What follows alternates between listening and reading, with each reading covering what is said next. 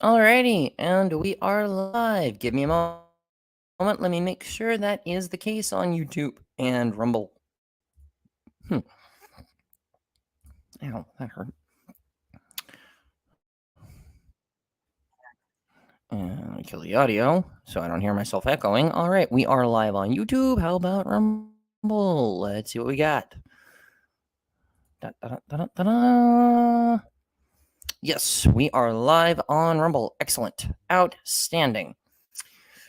Welcome, everyone, to the first reading from Henry Hazlitt's Economics in One Lesson.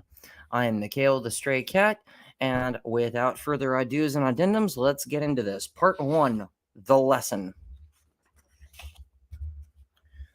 Economics is haunted by more fallacies than any other study known to man.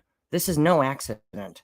The inherent difficulties of the subject would be great enough in any case, but they are multiplied 1,000-fold by a factor that is insignificant in, say, physics, mathematics, or medicine, the special pleading of selfish interests.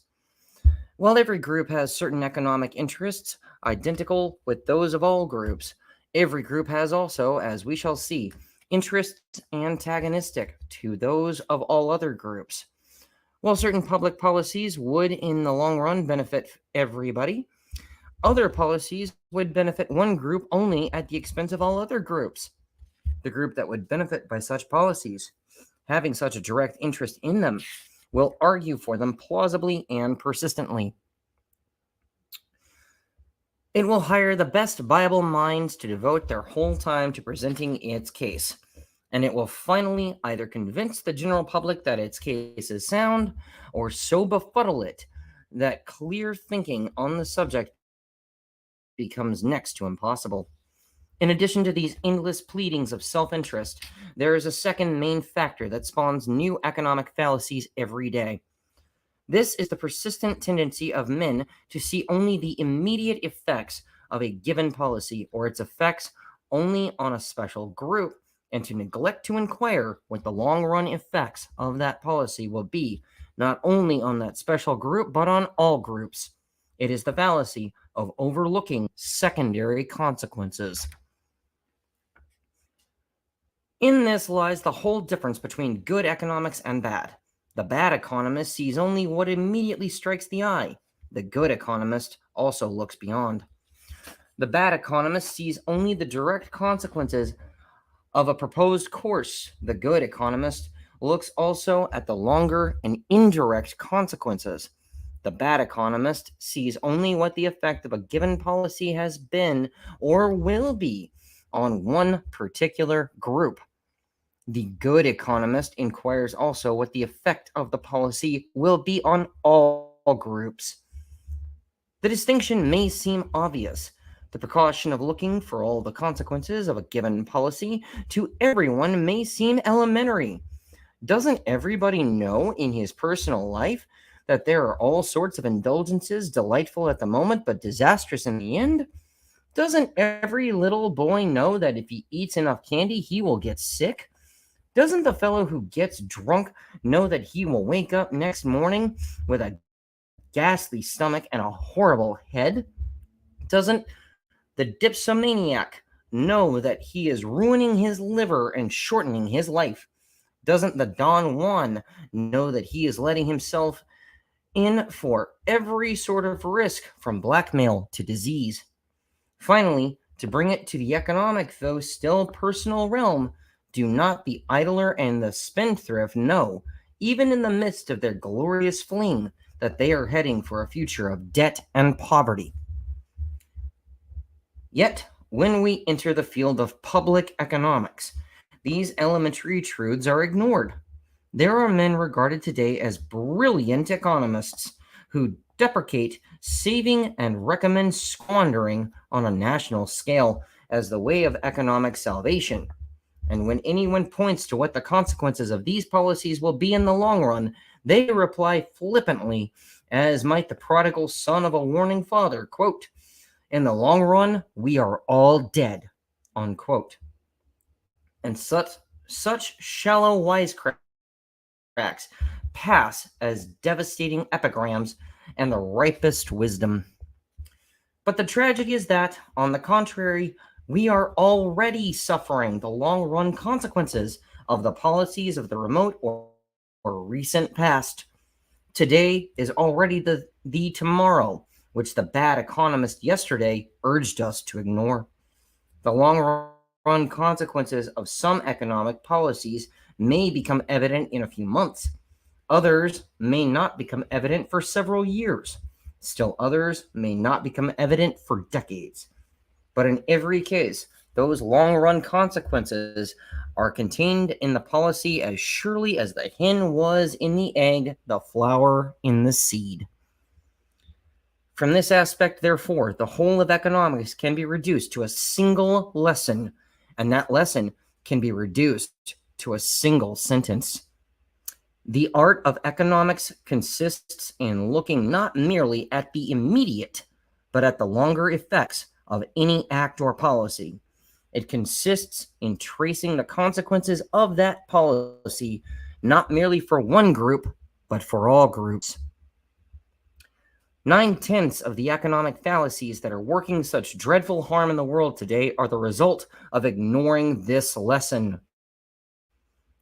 Those fallacies all stem from one of two central fallacies, or both.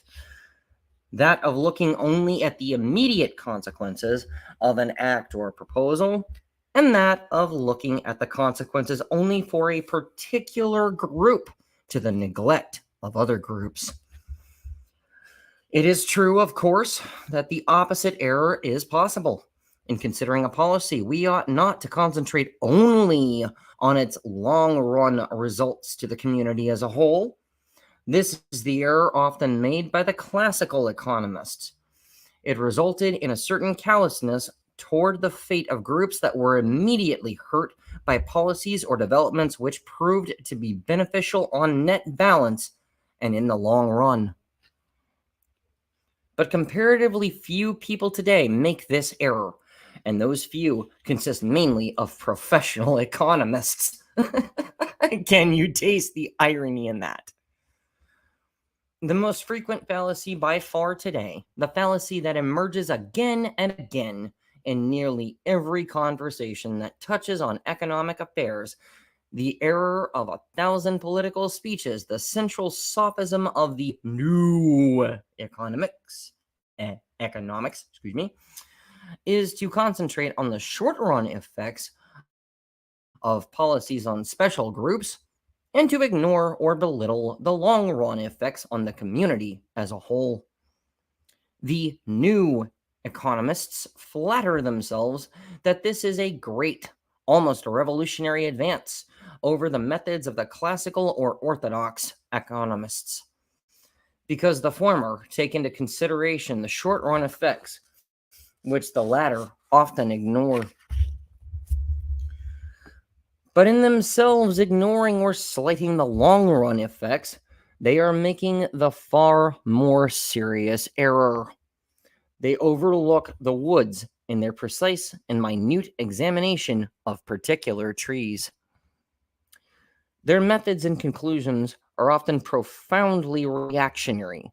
They are sometimes surprised to find themselves in accord with 17th century mercantilism. They fall, in fact, into all the ancient errors, or would, if they were not so inconsistent, that the classical economists, we had hoped, had once and for all got rid of. It is often sadly remarked that the bad economists present their errors to the public better than the good economists present their truths. It is often complained that demagogues can be more plausible in putting forward economic nonsense from the platform than the honest men who try to show what is wrong with it. But the basic reason for this ought not to be mysterious. The reason is that the demagogues and bad economists are presenting half-truths. They are speaking only of the immediate effect of a proposed policy or its effect upon a single group. As far as they go, they may often be right.